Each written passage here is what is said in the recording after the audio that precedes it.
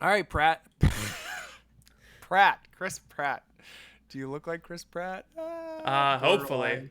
Yeah. In this video today, we're going to break down ministry to the homeless, serving the poor, top three ways. Pat has top three. I have a top three. We don't know what the others' top three are. Pat, are you ready to go? Top 3 ways to serve the homeless. Yes. Oh, I'm so ready. All right, you ready? Okay. I am so pumped. I cannot wait. Cool. Do you want me to go first or do you want to go first, Pat? Yeah, please. Number one. Okay, number one for me is start simple. So if you're going to see somebody on the street that you know, that you recognize, you see them every day on the way to and from work, you see them on the way to and from school, you're a high school kid and you're with your parents, you ask them, can we bring waters around when we see people on the street or street corners? Start simple, right? So just have something simple, something that's basic that would make the person's day better, like a bite of food, a snack bag, a water bottle. Start simple and go do it. That's my number one. Cool. My number one is to ask questions. I have saved myself a lot of time and thought by just saying, walking up to someone who's experiencing homelessness and just saying, hey, what do you need? Sometimes I'll introduce myself. Sometimes I'll be like, hi, my name is Patrick. What do you need? But sometimes I just walk up and say, hey, what do you need? And they'll tell me. Um, I try not to make any assumptions. If I have something in my car, I'll say, hey, do you need this? But yeah, that's my main takeaway. It's gotten some interesting responses. Someone was like, I need a cheeseburger and a razor. And I was like, all right, Mm-hmm. cool. Let's get it. So So that's that my, ties my into my first. number three. So instead of doing my Oh, number two, I'm going to cut back and I'm going to come and give you my number three because it's very similar. great. Number three is get to know them, right? So what is your name? And then after you're doing this simple thing, right? You're just giving somebody food when you see them once a week or when you see them to and from work. What's your name? How long have you been in town? That type of thing. And then you never know what else can be done to help that person. So you start with serving them in a simple way, and then when you get to know them, you might find all they need is a couple of t-shirts, white Mm. t-shirts if it's summer that don't track sunlight, and there you go. You've helped them in two or three ways. You've given them somebody who's listened to their name, a bit about who they are, and to be listened to is an important human need. So you give somebody food, water, you listen to them. Those are my top two, or one and three rather. Um, what is your second point, Pat? My second point I think is have human contact with them. Um, Shake their hand. It's so mind blowing how far a handshake can go. Yes. They're used to people not touching them, coming near them, and if someone is touching them or coming near them, it's usually some threatening gesture or something, and they have to be afraid, right? Shaking Mm-hmm. someone's hand, giving them a hug, if you're open Yep. to it, is like some people they've been homeless for like a month or so. They've been on the street. They haven't felt another person hug them in months, and that's a crazy feeling. And so you can just by spending some time being a little humble, embracing them like St. Francis did. Yes. That's another great way to serve the homeless. I love it. I love that so much because human contact, we desperately desire human contact. There's a song, Five Hugs a Day, not the maximum, it's the minimum.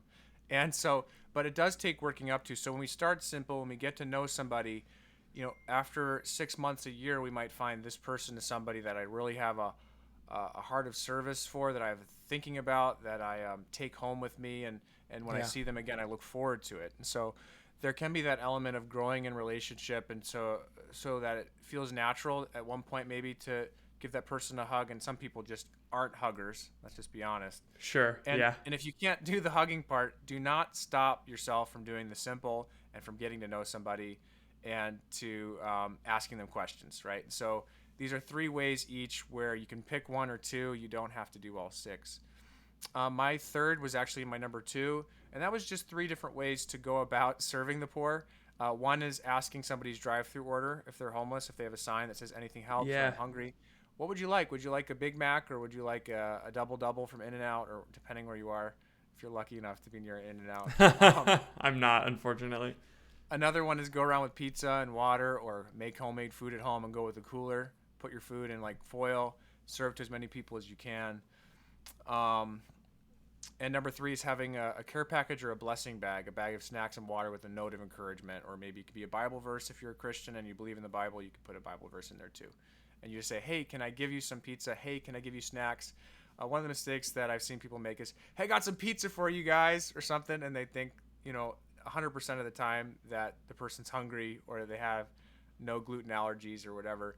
99% of the time, the person will be like, "Oh yes, thank you so much," in that humble way of just saying, "Hey, can I give you a drive-through order? Hey, can I give you some pizza? Hey, can I give you some snacks?" Yeah. Almost always, that's a trust builder, and because it allows the other person to say yes. So those are Hmm. my top three. What is your number three, Pat? Coming My to the end third here. one, my third one is a little bit of a controversial one. You might not find it controversial, but I think it's controversial. My number three tip Sure, is talk about it. believe them. My number three tip is believe them, believe what they say.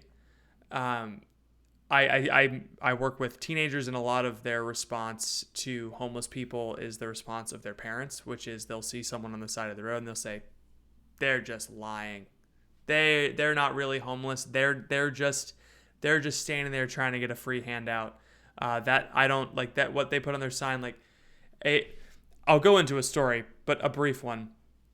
Just me talking to Sure. this woman about how her husband died 5 months earlier, and just talking to her about what that experience was.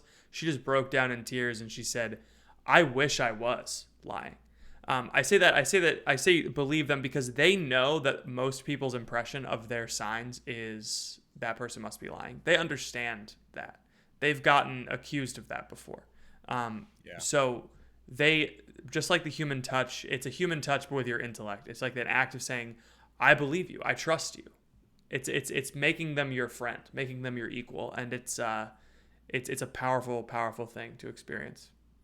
Yeah, and so like believing them means listening and listening to understand, not just listening to reply or to kind of move on or to get them out of your life and go on to what you really want to do, but treating Yeah. them as an end in themselves, listening to them. This is a person. I've been shocked, just to go to your point, by the honesty. I receive honest stories about things that people are struggling with way, way more than I can point out. While that person seems like they're kind of trying to lie or pull one over me, Yeah. and that's very rare. But it's like those people kind of, you can kind of see like this is a pathological liar here, and everything they're saying is but that's very rare. Like almost always, "Thank you so much, thank you for the food, thank you for getting to know me, thank you for asking me questions, taking the time, Yeah. and thank you, Pat, for taking the time. This is a great video Of breakdown of how to course. serve the homeless." And can't wait to see you guys for the next one. If you want more tips or a longer version of this, check out the link in the description for our full podcast where we break down this, and look out for more episodes in the future.